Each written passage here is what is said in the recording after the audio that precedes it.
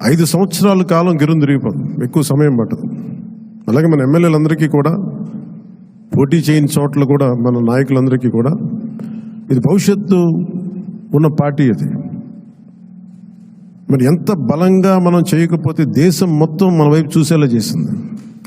దేశం మొత్తం ఈ రోజున ఎవరన్నా సరే దేశం మొత్తం మీద ఢిల్లీలో ఎక్కడికి వెళ్ళినా నన్ను పదే పదే పిలిచి గౌరవిస్తున్నారంటే అది మీ అందరూ చేసిన కష్ట ఫలితం. అది నేను ఒక్కడిని చేశానని కానీ, నేను ముందు నడిపించానేమో కానీ, నాతో పాటు నడవడానికి మీరందరూ ఉండి 21 మంది మనకి సభ్యుల్ని, 2 పార్లమెంట్ సభ్యుల్ని గెలిపించుకొని తీసుకెళ్ళటం ఆషామాషే విషయం కాదు.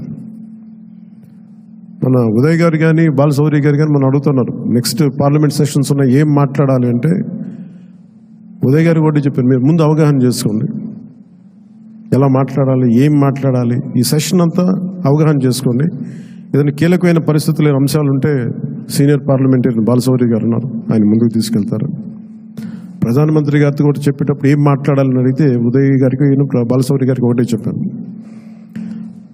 140 కోట్ల మంది బరువు మోసే ప్రధానమంత్రి గారికి మనం సహాయపడాలి కానీ ఆయనకి బరువు పెంచకూడదు. ఇది ఒక్కటే చెప్పండి, నా మాటగా చెప్పండి. ఆయనకి మేము మీకు బరువు తగ్గించే వాళ్ళమే కానీ బరువు పెంచే వాళ్ళం కాదు.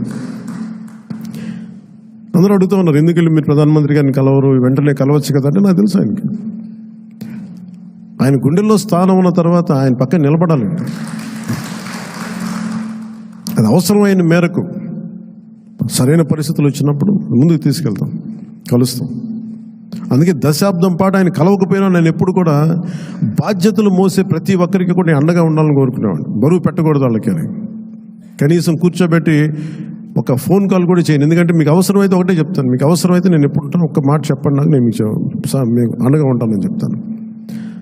నాకు అట్లా జన సైనికులు, వీర మహిళలు బలంగా నిలబడిపోయారు. నాకు ఏం ఆశించలేదు, ఎవరు కూడా చిన్న పదవి ఆశించలా, ఏం ఆశించలా. వాళ్ళ కోరికల్లో మార్పుగా రావాలి, ఆ మార్పు కోసం మేము నిలబడాలి అనే ఒక కట్టుదిట్టమైన ఆకాంక్ష తప్ప ఇంకే స్వార్థం లేదు. అలాగే మన నాయకులు కూడా, పోటీ చేయని నాయకులందరికీ కూడా పేరు పేరున మీ అందరికీ ధన్యవాదాలు తెలుపుకుంటా ఉన్నాను. నేను 21 సభ్యులు మొన్న పిఠాపురం సభలో కూడా చెప్తా ఉన్నాను.